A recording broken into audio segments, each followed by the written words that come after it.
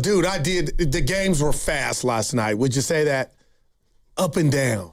Davion Mitchell's gone to the lab. Bridges for the Hornets. I mean, Wiggins was balling. How he didn't get that last shot, Spoelstra, I'm done with you. I just don't understand. Done with Spoelstra, done with Durant. Who else are you done with, Goop? I'll let you know after tonight's games. Everything. All right. Anthony Slater. Slate. ESPN. I think he captured the feeling of a lot of Warrior fans, but how do you guys all feel about this? Is it accurate, or do you want to tell Slater to go pound sand? Well, they're not trying to get into the playoffs, right? Draymond's going to guard Kawhi, and he's going to try to have a good defensive night and then probably tell us all about it afterwards. And, hopefully the voters, for him. Swing his way a little bit. Steph's going to try to get hot. It's a showcase stage for them. Draymond said it. They don't have many of these type of nights left. But I think it is fair to wonder organizationally whether it's better for them to lose. Because I'll give you an example. Last year I covered the 9-10.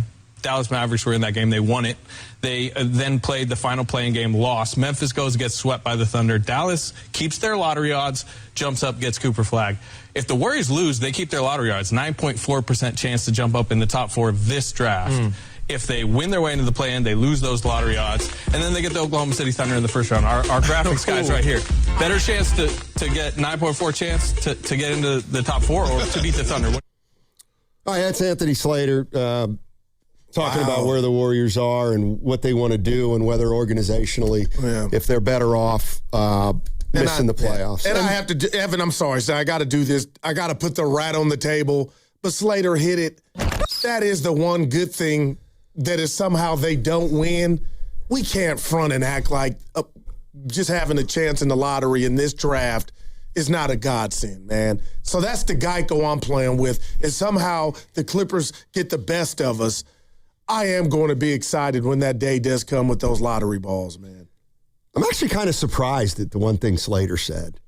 Did he really say, well, yeah, Draymond's going to play so that he can try to cover Kawhi and turn some heads in terms of the all-defensive teams? Voters. Yeah. I mean, I got to tell you, like, he's going to make that would bother me if I were Draymond and it weren't true. That's great.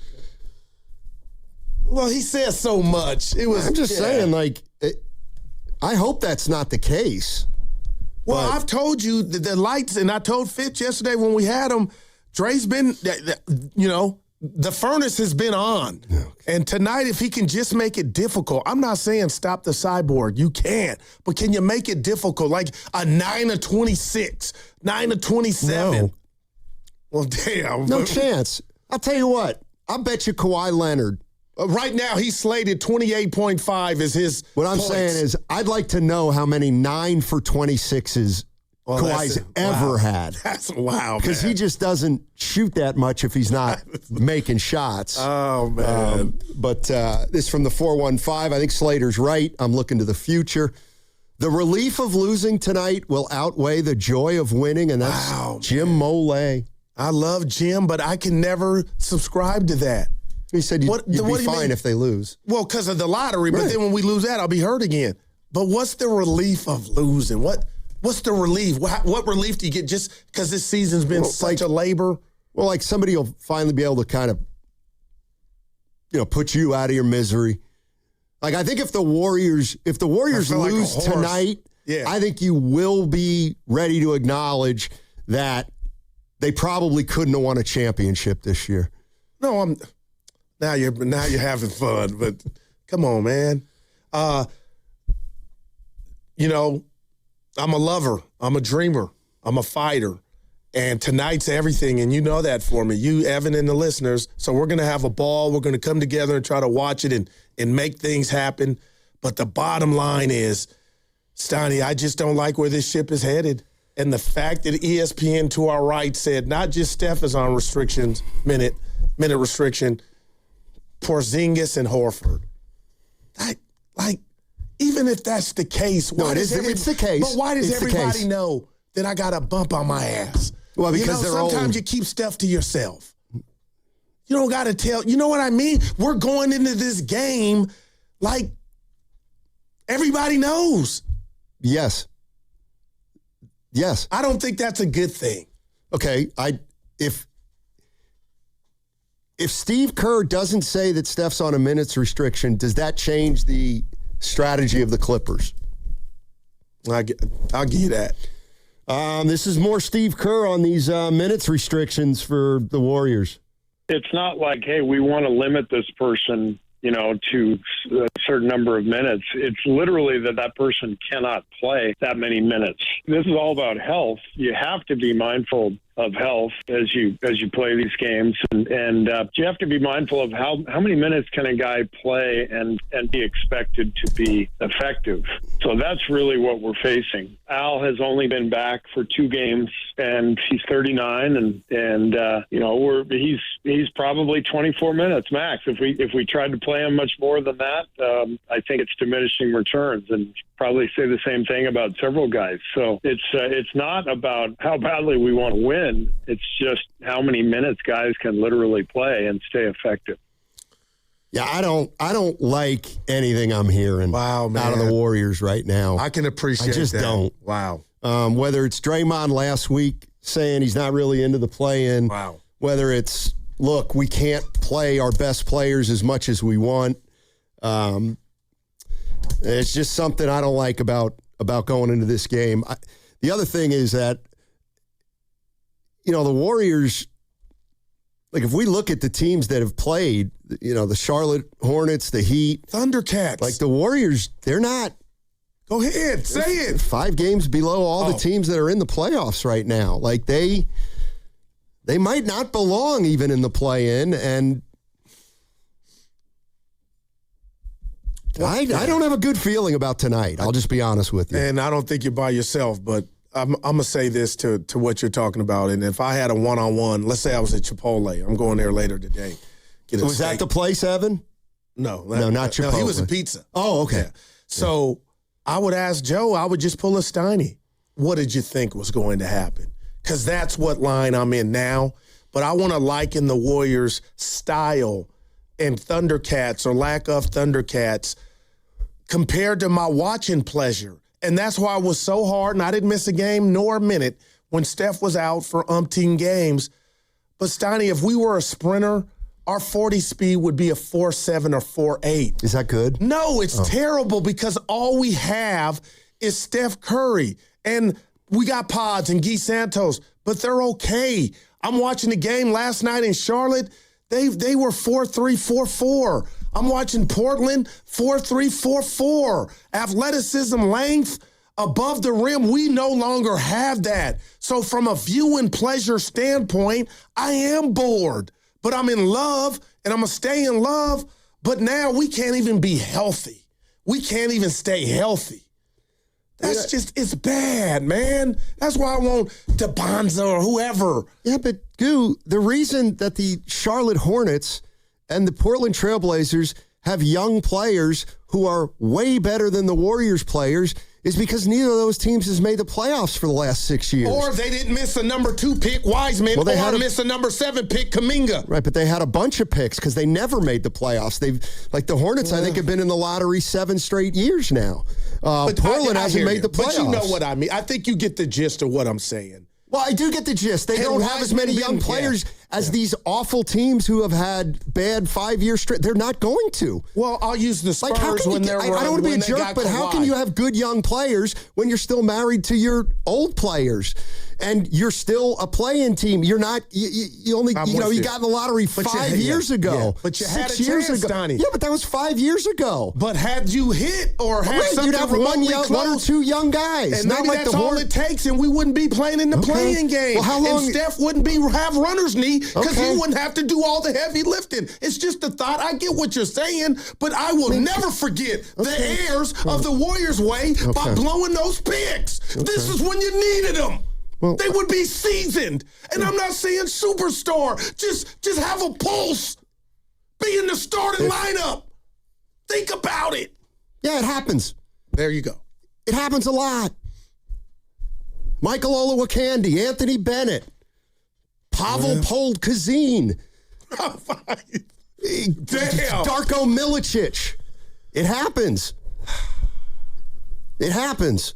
And my thing is, are we going to be talking about Wiseman in 2030?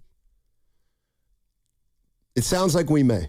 No, we're not. Stoney, until it gets better, I can't forget it.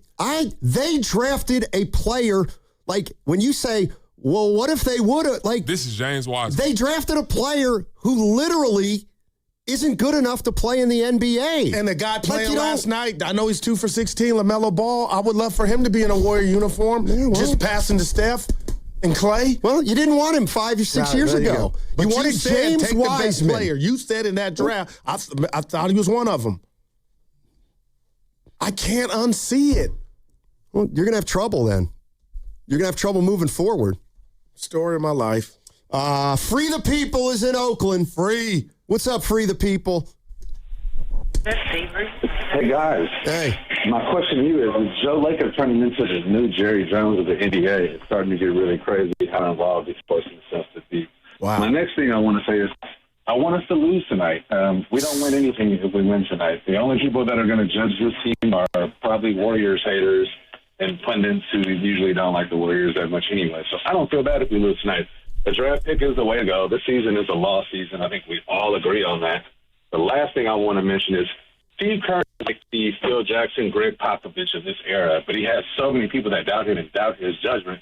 But he's a made man. He is proven as a coach, and he's won a crazy amount as a player. I feel like his judgment on what's best for this team makes more sense than what Joe Lacob thinks they should do. And definitely the, what do you call them, the couch surfing guys who just watch a lot of sports. I don't think they have as much knowledge as Steve Kerr has an idea of who shouldn't be playing. I think playing the right way, playing smart, playing with grit are all things that lead to winning. I think Steve Kerr has proven that formula has worked 4 times as a coach and other times as a player. And I think we need to give that guy some grace.